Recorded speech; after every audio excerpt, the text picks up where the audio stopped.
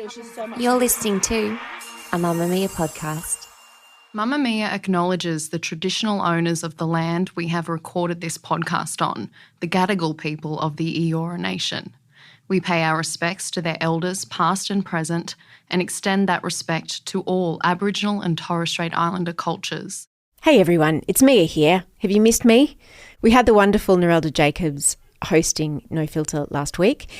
And this week, I have tapped someone else with very personal, immediate experience in the area of the topic that we're covering. Jessie Stephens is the executive editor here at Mamma Mia. She's also my co-host on Mamma Mia Out Loud, and she is 32 years old. So this guest is someone I've wanted to interview for a really long time. Her book is amazing. Her podcast is amazing. But when I thought about me interviewing her, I just thought there's someone who I know who could do it better. And here she is.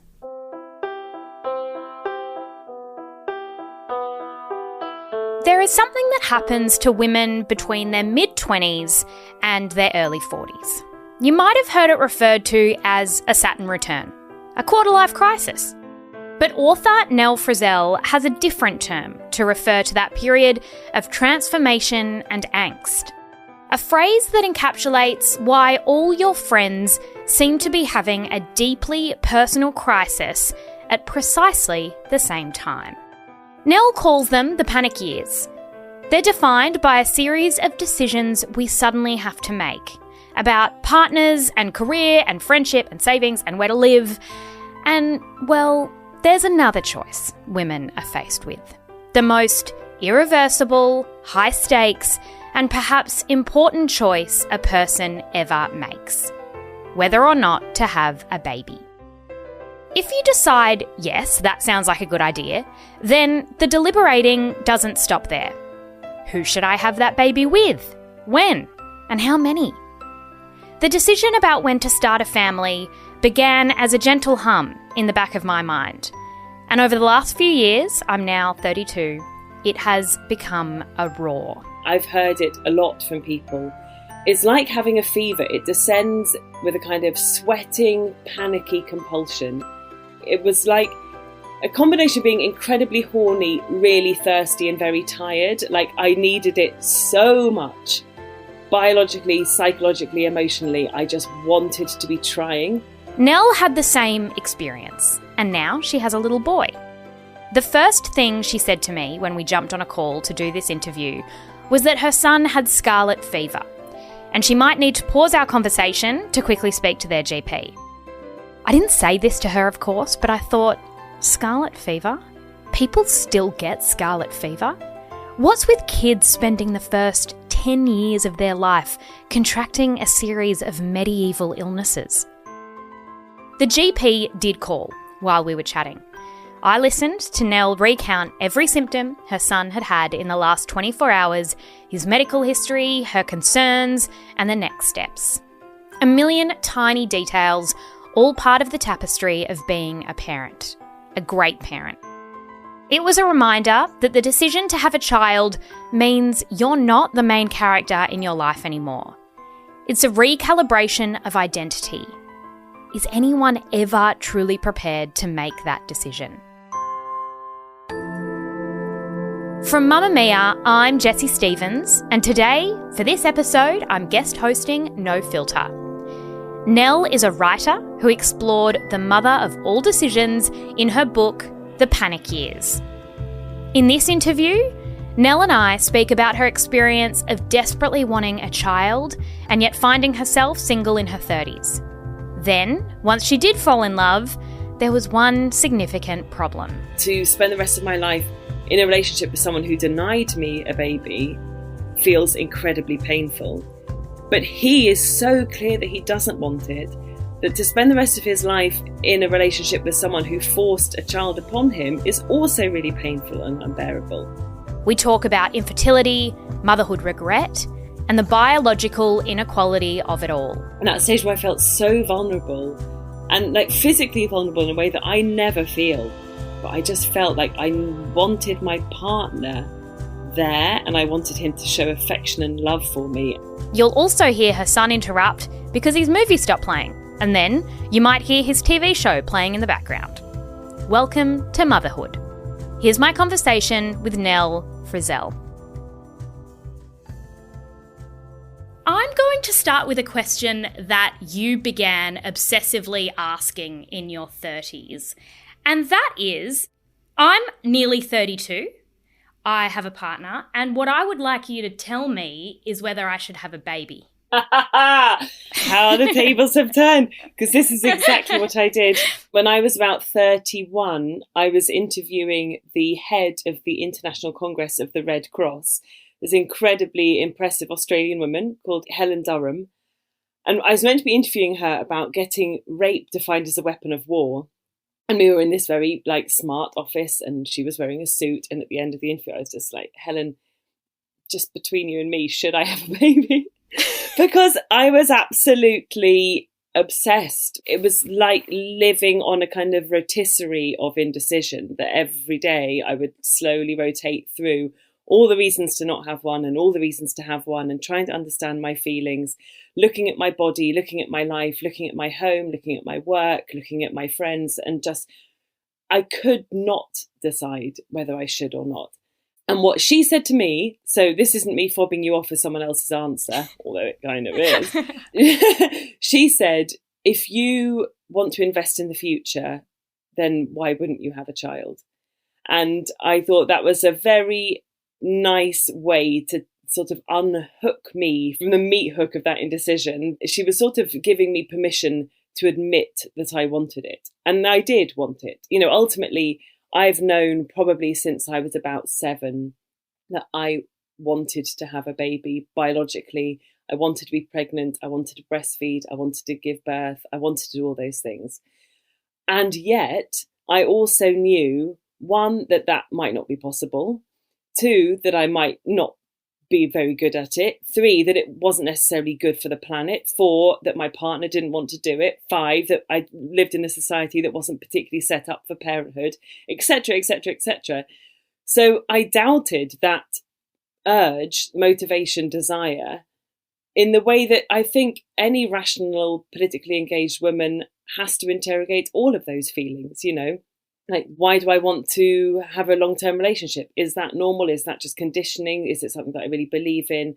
Why do I need friends? Is that something that I've just been told is important, that it's on telly, that, we have been sort of imbued with this sense of friendship as being ultimately important, but actually we don't need it? All of that. I think having babies is like the ultimate, that you really do have to sort of look at yourself and look at your life and think, is this social conditioning? Is this just a sort of outdated expectation that we put on cisgendered heterosexual women particularly? Is there another way? Does family mean something else to me? Can I have a fulfilling life without it? Will it harm my ability to move through the world and make money? Is it going to be the end of my relationship, etc., etc.? And then in the end, it sort of came upon me like a fever. And I don't know, Jessie, if this is going to happen to you one day. I've heard it a lot from people, that it's like having a fever. It descends with a kind of sweating, panicky compulsion. And I had a position to retrain as a teacher. And I just suddenly thought, no, if I put this off for another 2 years, then I might lose my chance to do it ever. And I can't bear that. I want this now. I want it in my body. It was like a combination of being incredibly horny, really thirsty and very tired. I needed it so much. Biologically, psychologically, emotionally, I just wanted to be trying. And I knew it might not work. I knew I might not be able to conceive. I knew I might have a miscarriage. I knew that I might not have a healthy baby at the end of it. I'm aware enough of the sort of realistic dangers of pregnancy, but I just wanted to feel like I was trying. I would say, if you don't feel mad at the moment, if you're not desperate to have a baby and you're fairly ambivalent about it, it's a shocking thing to do and it's pretty awful, so don't. I interviewed a lovely guy called Freddie. He's a single dad, and he said, oh my God, if you don't want to have kids, don't have them. And I think he's right. If you don't want them, or if you're fairly ambivalent about it, or you don't care either way, don't do it. Don't do it. And if me telling you not to do it makes you feel something, then you can listen to that feeling and realise that you probably do want to do it. It was a slight trick question. I trapped you. I'm currently 11 weeks pregnant, so when this comes out... Oh, congratulations! Then, hopefully I'll be further along. But I read your book, and I'd read it when it came out, and I read it again because, in fact, and this is the point you make so perfectly, that the panic doesn't stop. In fact, I found the panic most acute in the early weeks. Yeah. And what I wanted to ask you was, I've discussed this with women who are in their 50s and 60s and are maybe in a different life stage, and they say, everyone asks these questions, everyone's got confusion, and it is a big decision. But is there something different about our generation and the choice we're facing? Is it our desire to have control, or do you think that there's something going on that makes the choice more loaded and scarier? It's a brilliant question. I think there are a few really significant differences that our generation have inherited, or that have sort of defined us as different to the people who came before. One is access to contraception, undeniably. In economically developed countries where you don't have a sort of maniacal religious zealoty leadership telling you that you can't, luckily we still have something like adequate access to contraception and healthcare. So you have the choice in a way that, for example, my mother probably didn't. Like, if she had wanted to go on the pill, she would have had to be married, and she would have had to get her husband to come to the appointment with her. Also, even to buy a fridge, she had to be married and have her husband come and sign off for her. It's bizarre. But also, I think we have been the greatest trick the devil ever played was telling women that they could have it all, and that you could have a career, and that you could have a robust sex life, and you could have lots of friends, and you could have stability and adventure and have kids. And if you can, and I'm not saying you can't do those things, but if you can, you have such an unfathomable cushion of privilege that makes that possible, that we shouldn't talk about it as the norm. We just shouldn't. Mm-hmm. It's not, you would have to have such a well-paid job, affordable healthcare, affordable childcare, probably family living nearby, probably a co-parent, probably a healthy child that doesn't have underlying significant or complex needs. You'd have to have a workplace that is conducive to parenthood, which is not a given for pretty much anyone I know. So all of those differences, when my mum and aunt and, people were having children, childcare was free. Women weren't necessarily going to be working full time. They didn't necessarily have access to contraception, and there hadn't necessarily been enough years of the feminist or women's liberation movement telling them that there was an alternative way. So they didn't have the feeling of choice that I had. And choice is great, but as anyone who's ever been to a restaurant with more than 6 people know, choice is also awful. And it can stymie you, it can paralyze you, it can confuse you, and it can cause horrible arguments and indecision and personal anxiety. So I don't even like having to choose between starters, let alone choosing, whether or not to have something as significant as a baby. It's an impossible choice. And I think that that's what you really speak to. So I wanted to ask about the terms that you use to describe this period as almost like another adolescence, because some really strange things start happening to your brain. You start getting these compulsions, and the decisions that you make during this period will change the course of the rest of your life in a way that no other decision you ever make does. What did you term it, and what does that entail?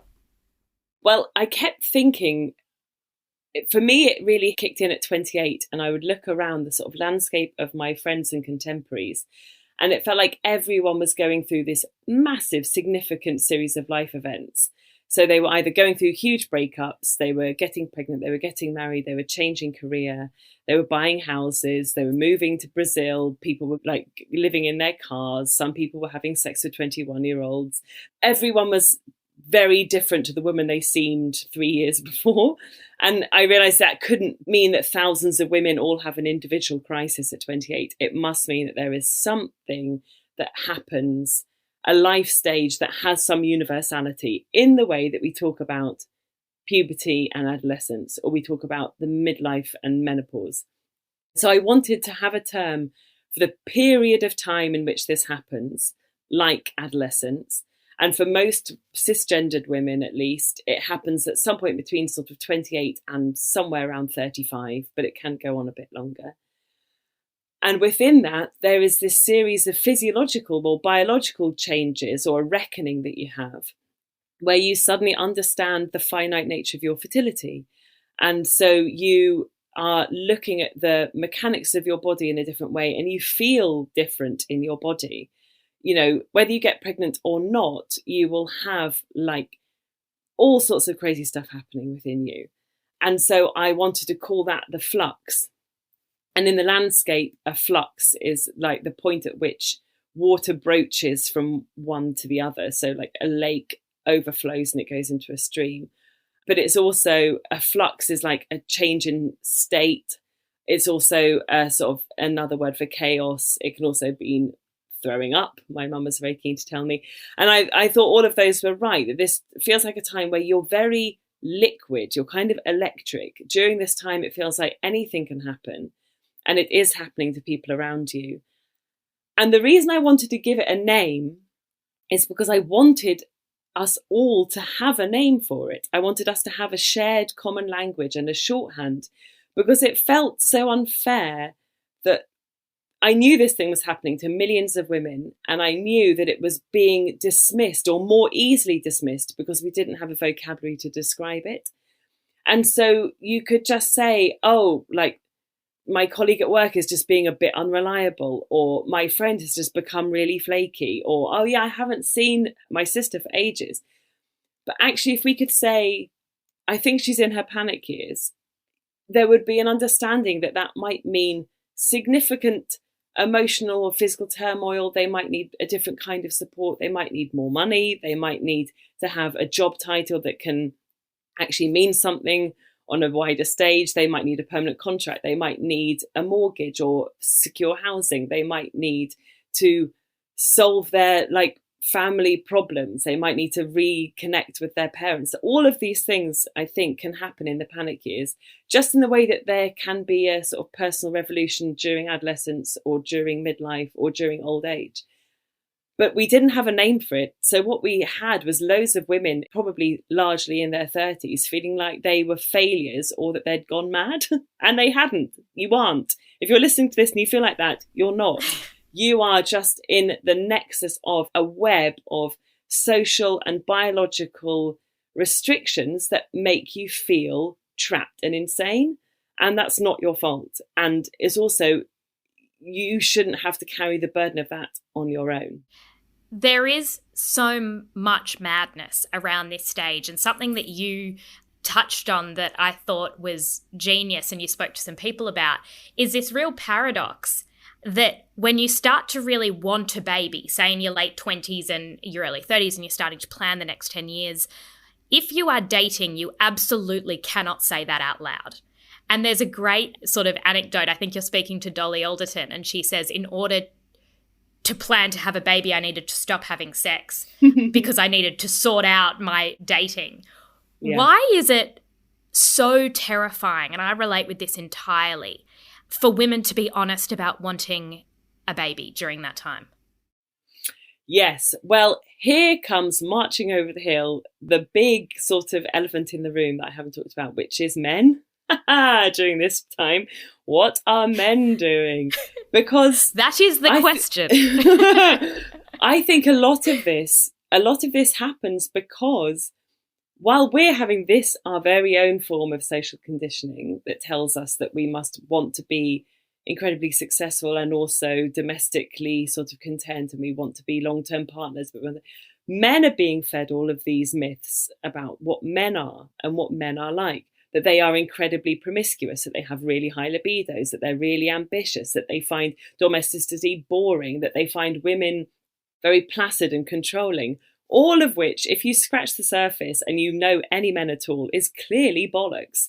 I don't know any heterosexual couples where the man is really keen to be out and partying. They all love domestic life, and you know, I know so many women who still want to get dressed and like go out and dance and like shout into the night with their friends, and their partners basically want to stay at home and play FIFA.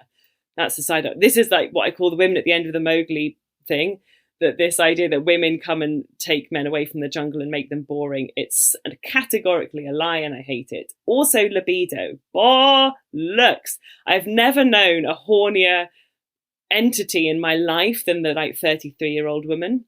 We are nuts. Like, we can barely get out of bed. We are so horny all the time. And the men that I was trying to have sex with, and that lots of my friends were trying to have sex with, simply cannot keep up. And the reason that we have this myth that men are like these like voracious sexual beasts is because they know they're not, and they need the lie to comfort their own sense of inadequacy. So your question about why is this happening? Why do we feel mad? I think is because, and like, why do we keep our desire for children secret, is because if that truth, if that reality for you crashes into the lie that men are told, it's cataclysmic. You know, men are told that they don't want kids, or that they don't understand kids. That's a lie. And if you as a woman say to a significant man in your life, I want to have kids, they're confronted with this really uncomfortable dichotomy where they've been told to resent you for that, but actually maybe you're revealing to themselves something that makes them feel very vulnerable, which is that they also only have a finite amount of time, that they also probably do like the idea of family life, that they also have a desire for children that they've been told all of their adolescence and 20s is a bit lame. And it's not. There is nothing lamer than a man who's denying what he really wants from the world. You know, we all know guys who are channeling an unfathomable amount of energy into collecting trainers, or following football, or talking about craft beer, or like these days, like incense and Italian shirts and anything. It's like, guys, I know you have a hunger for something, but I don't think it's this. I think what you want is like a mature, meaningful sense of purpose, and that might be love, it might be family, it might be self like reflection and compassion. It's not like an overwhelming desire to have the perfect grey hoodie. Please stop. I think what happens is that then the mental load of the perpetuation of the species sits on the shoulders of women of a certain age to then start the conversation. And I'm interested in this because you finally met your person, and you knew it, and you fell in love, and everything was going perfectly, and then kids came up. And while you had spent every minute, you know, stewing and thinking and planning and all of this, where was he at with the baby question?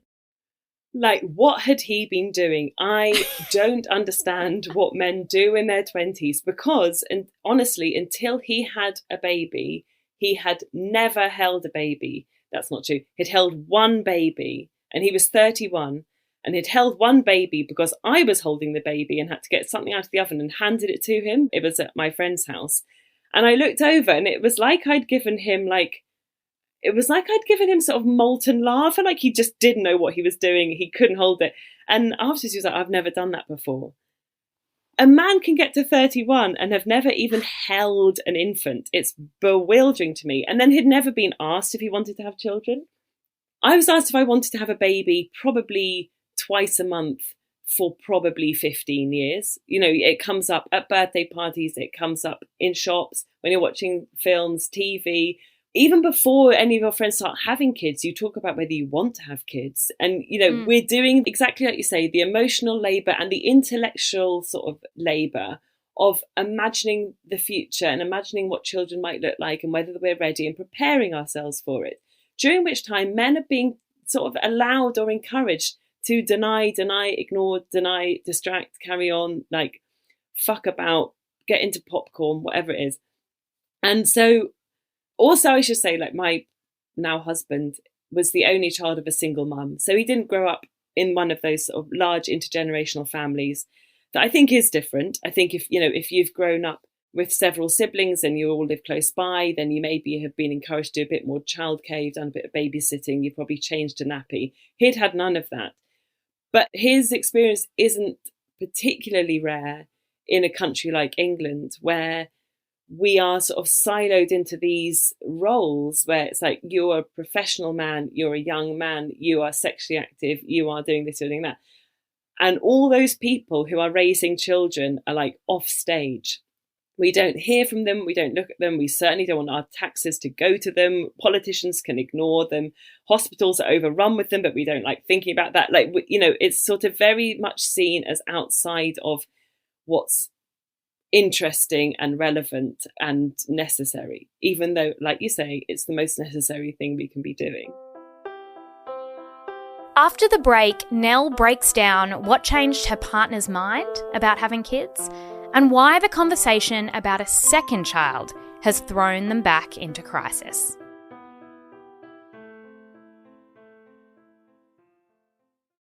Nick did eventually change his mind. And he did once, Jessie. He did once. And now I want to have another baby. I've written a follow-up, I suppose, to the Panic Years called Holding the Baby, which is all about early parenthood. And one of the chapters in there is exploring the fact that I really, really want another baby. And he absolutely doesn't. And it has been horrible for our relationship. We had to go to couples counselling. Occasionally we've reached the point where we look at each other and think, what are we doing? Do we walk away from this? How do we carry on? Because I want it so much that to spend the rest of my life in a relationship with someone who denied me a baby feels incredibly painful. But he is so clear that he doesn't want it, that to spend the rest of his life in a relationship with someone who forced a child upon him is also really painful and unbearable. It's a hideous situation to be in. And I do have sympathy for all the people who are listening to this, who it's not as simple, you know, like, oh, I met someone, I wanted a baby, they were excited too, we got pregnant really quickly. Now, like, it's really hard. And I think about this a lot, that we talk about fertility and necessarily that has a biological definition. But I think there are a lot of people now whose ability to have children isn't just restricted by their bodies and their biologies, it's also restricted by slightly more abstract things like their relationships or their work or their housing. And so we don't have a name for those people. We don't call them infertile. Or, you know, people in same-sex relationships, people who can't afford IVF, what do we call them? Like, they're not infertile in this sense that, like, the medical world uses, but they are unable to get pregnant, and we need better language for that. Sorry, that was a huge side note. You're in the middle of asking me about Nick.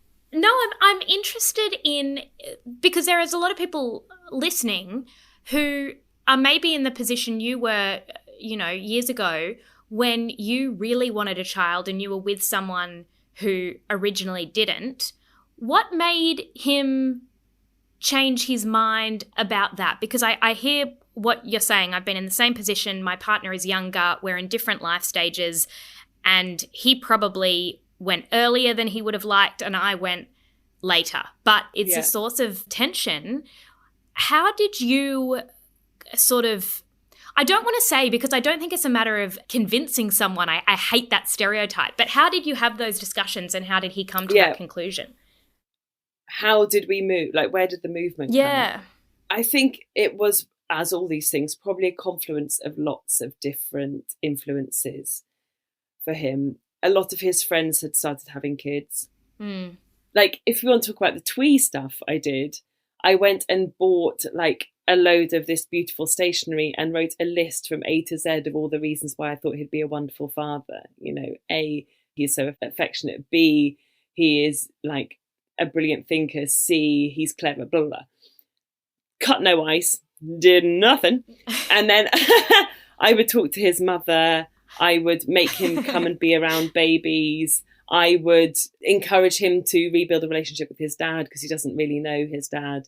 I would confront him with like statistics about the average age at which people have children, and how I would show him my bank statements and show him that we could afford to have a baby. And I would like take him on holiday and show him all the places that we could still go to even if we had a baby, all of that.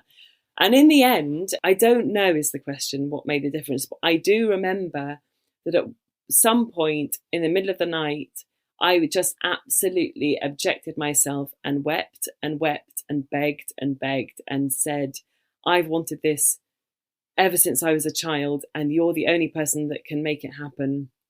And I'm begging you, please, please just let me try.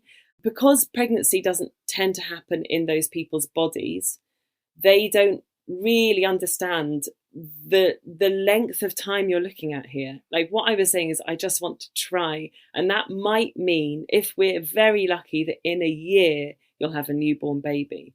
You're not suddenly going to say yes and be handed a 6-month-old that's like teething. This is a slow process, and I just want to feel like I'm trying, and that is the direction of my movement. So I didn't expect him to move 20 steps over to my side. It was more that I needed him to shuffle forward a couple of steps and say, okay, like we can try.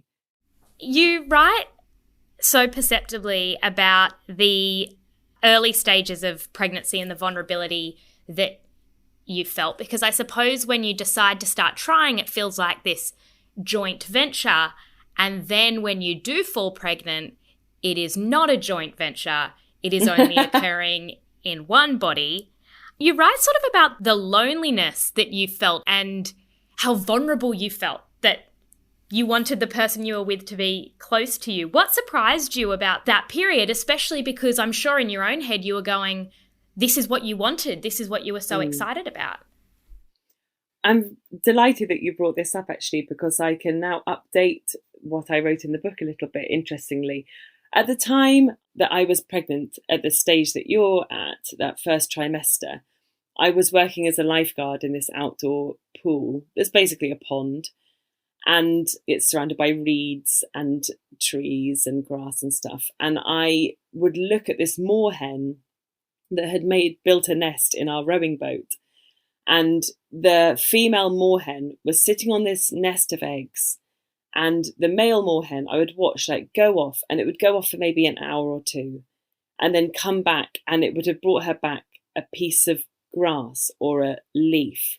And he would climb up the oar, jump into the boat, go up to her and just tuck it in underneath her sort of feathers to make her a little bit comfier.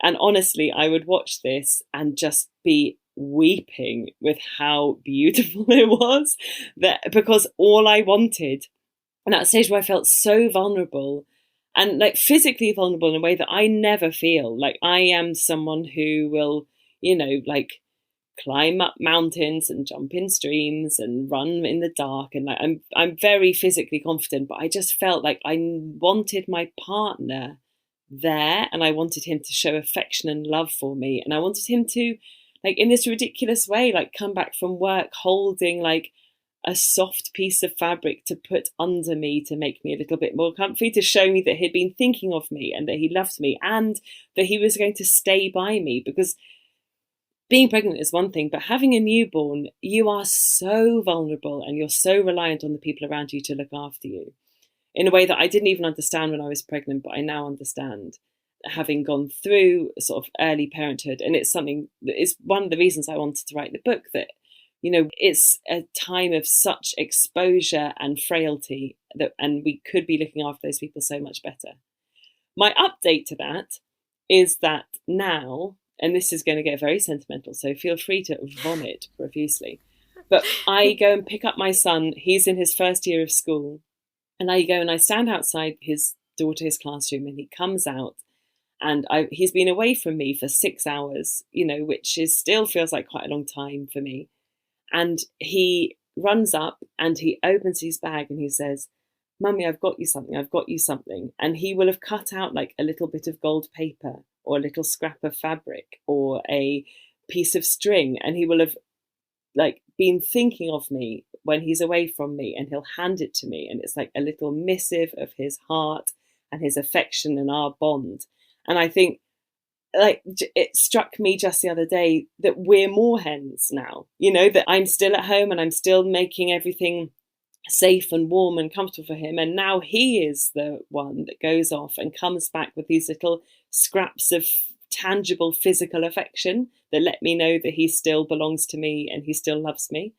And so, like, it's a funny thing that what I wrote about in the panic years felt so specific to that time. And now I realise that there are echoes of those experiences that carry on and on and on, which is why I say in the book that it doesn't finish just because you have a baby, or it doesn't finish because you get married. It doesn't finish because you get a job or a home. It's like, this is a process, just like adolescence, that you will see the kind of consequences of it throughout your adult life, if you're lucky.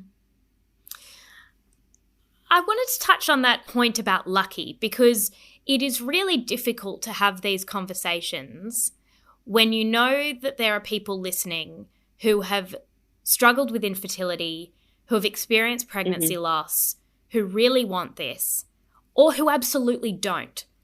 And there is a loaded nature to women's choices that there isn't for men. And I wanted to ask you about that, because it's interesting that men get to make choices, whether they become a father or they don't, or they marry or they don't. And they don't really have to consider all men everywhere. But for women, there's a real complication. And I think it's deeply empathetic as well. And especially as we get older and we know people who have experienced infertility. But I wonder if it's changed the conversation a bit, because there are a lot of women I know who don't want to talk about the really difficult early parts of parenting because they think it's insensitive to people who can't have kids. Have you found that, especially in your writing? I can't imagine how fraught it is. Yeah, it's a thing I really wrestle with. And I would say to everyone, it's a dilemma that can really only be solved in the real world with your people. You know, like, I think this is one of those areas where social media has sent us all slightly skew with. Yes. If I put something online about my own personal experience of pregnancy, parenthood, whatever, that will be read by far more people than it should be, in our sort of little mammalian brains. We can't handle that. And so that wariness, or that feeling that, like, exactly as you phrase it, that we have to sort of think of every other woman when we describe what it is to be a woman, I think that is a hugely admirable thing to strive towards, but we shouldn't beat ourselves up if we can't meet it, because it's fairly unfeasible and impossible. In Holding the Baby, I've got a chapter that's called How Do I Talk to Unpregnant People? And it was so interesting because I didn't have like a sensitivity reader as such, but I did, it was read through by 2 editors and a proofreader, and they all, as just happens sometimes, haven't had kids. And they all said, we're not sure about this phrase unpregnant. It feels a bit loaded. We're not we think that might be a bit difficult for people. And I thought, okay, that's interesting. So I then sent the chapter to a number of women. I think it was 5 people I knew who had all experienced various forms of infertility and difficulties in conceiving and staying pregnant, and said to them, like, how do you feel about this term? And they all said, this is really valid. We're really glad someone's writing about it. And one brilliant author called Kat Brown, who's writing a book about infertility, and who is one of the few people I know who tried IVF and stopped because it wasn't working, and she just stopped, and she's going to be child-free for the rest of her life. And that's a decision her and her partner have made. And all she said was, maybe put it in inverted commas, like unpregnant, to show that you are aware that this is like a term that you're using, and you're using it in a very specific context. And what I mean by unpregnant people, just like you were sort of raising in the question, isn't people who don't have kids a blanket thing. I mean people who exist in relation to the state of pregnancy. So either that means you're trying to get pregnant, you have been pregnant and you've lost that pregnancy. You're someone who can't get pregnant but is trying through medical intervention. You're someone that has once been pregnant and you lost it and you decided not to. Like, you exist in relation to a state of pregnancy. And therefore, I think it's fair to use a term like unpregnancy just to point out that that is a state that people exist in. And they have specific needs and requirements and experiences that we as a community should foster and nurture, rather than just sort of not wanting to talk about it, which I think is what happens with infertility so often, that we're all for so many people, it's a fear, and what you do in the face of fear is to retreat. And so we just like to act like it's not going to happen. When I wrote The Panic Years, what I did get was a few people saying, well, this never happened to me. Oh, it never happened to me. I don't know what you're talking about. It never happened to me. And I just think, oh, well then, well done on your complete failure of empathy. Like, well done on having like a complete inability to understand how other people might feel. Like, congratulations to you. And congratulations on your perfect life. You don't need a book. Yeah, you've done well. Great. Yeah. I love that for you. But also, I love that. In all the pitching meetings for all of my books, I think I've had a moment where they say, is it a bit niche? Like, will this really only resonate with people who've gone through the same experience? And I want to say, and I have said, how many books are there about climbing Everest? How many books are there about fighting in a war? The male experiences that happen to a tiny minority of people are expected to be understood, like Premiership footballers' autobiographies. Like, there's probably like 100 men who will ever do that job, and yet thousands, millions of people are expected to care about their story. Same with like someone who's rowed across the Atlantic, someone who's been an astronaut. Like, when we're talking about people who have either been pregnant or want to be pregnant, that's a fucking load of people. We can have a lot of books on this. We could have thousands of books. A different book on this could come out every day for years, and we wouldn't even nearly catch up on the World War II histories. So I am very comfortable staking out this space and saying, this is a story that people need to hear. Not just people who are having kids, people who will never have kids, don't want kids, had kids 30 years ago, are 12, men. I don't care. I want them all to read it, because they all exist in relation to this experience. It happens around them, to them, because of them. They should know what it's like. Exactly. If this decision was never made, then they wouldn't be here. So I love what you say about, Mommy, I think about it as a... Okay, sorry, my son's just come back in again. Okay, do you want to come here and sit and you can watch what I'm doing with my friend Jessie? What do you want me to do? Has it run out of battery? No. What is it? It just hit me on the nose. It hit you on the nose? And then the film stopped. And then the film stopped. This Right, is a stressful morning. Issues. I was just going to ask about, if you and I were sitting there having a drink, and I know what you're, that you've got a child, and I can be empathetic because I know your situation. And something like TikTok has no idea about my situation, and it's decided the content I need at the moment is maternal regret. So I exclusively get mothers that regret it. Is that something you've come across in your research? Is there you sort of talk about regret, that either decision we make, we kind of regret. Is that what you found? Yeah. I am so interested in doubt. And I think it's something that we don't talk about enough. And I think we don't express enough, or we feel is the sort of, it somehow shows weakness to admit to doubt. And it doesn't. Like, I think doubt it's fundamental to the human condition. What I would say about in terms of the panic years is that you are going to experience doubt either way. If you have a baby, you are going to have moments where you genuinely doubt whether that was the right decision for you. And that's okay. Like, that just makes you a rational thinking, emotionally engaged person. Don't worry about it. And if you don't have a baby, there will be moments where you really doubt whether that was the right decision too. Like, there might be a birthday party. Oh, let me give you some meat on the bones. If you choose not to have a child, or you're unable to have a child, there might be a Christmas, there might be a birthday party, there might be a picnic, there might be a trip to the beach where you look around you and you feel heartbreak over the fact that you're not doing that in the same way.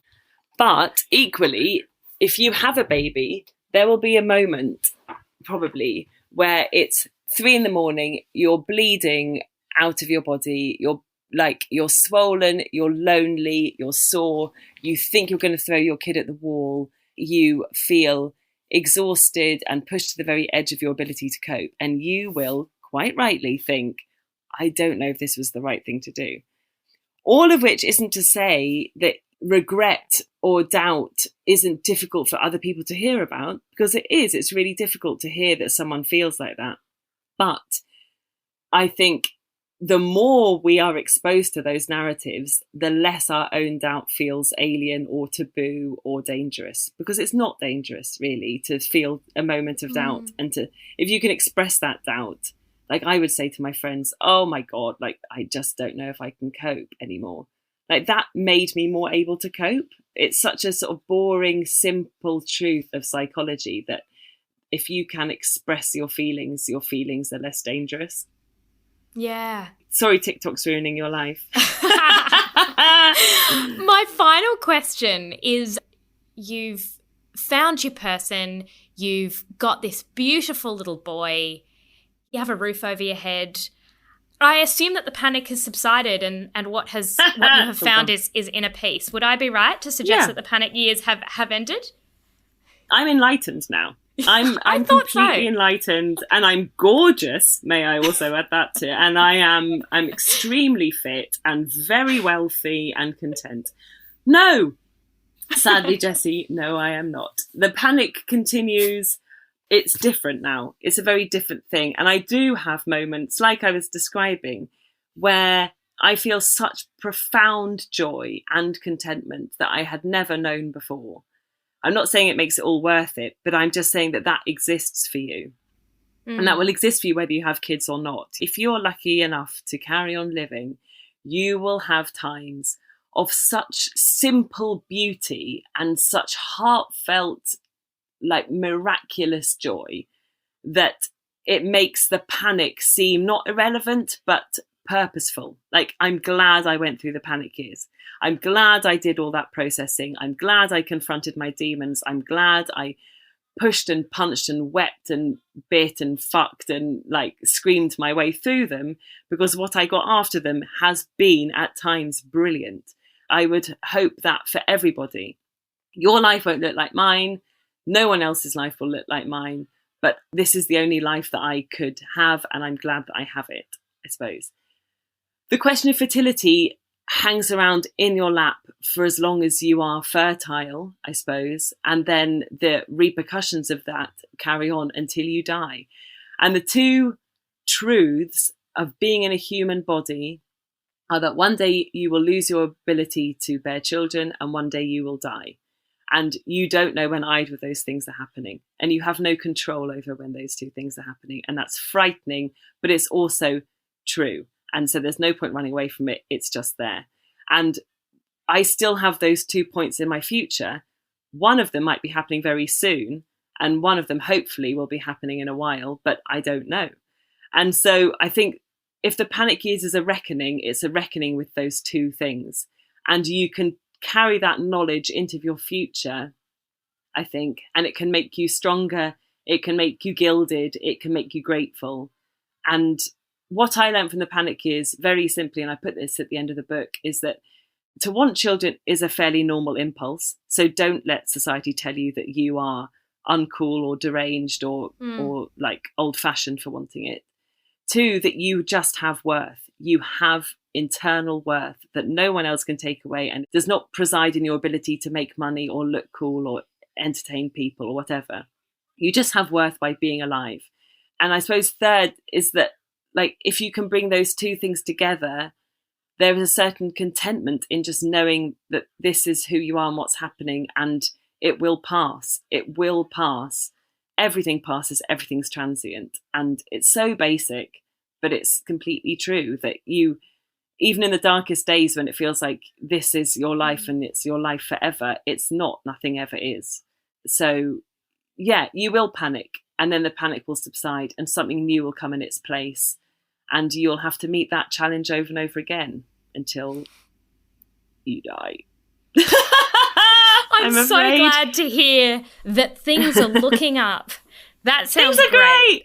Yeah. Thank you so much for your mentorship pleasure. During the panic years. I really appreciate it. Oh, Jessie, good luck. Really good luck for whatever's going to come Thank next. you. I'm sure you'll be brilliant. But yeah, good luck.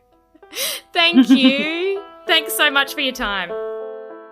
Thank you so much to my guest, Nell Frizzell, who was so open and generous with her time. Her book, The Panic Years, is available now. We'll pop a link in the show notes. And her new book, Holding the Baby, is available in March. The producer of No Filter is Emmeline Peterson. The executive producer is Eliza Ratliff, and sound production by Madeline Juanu.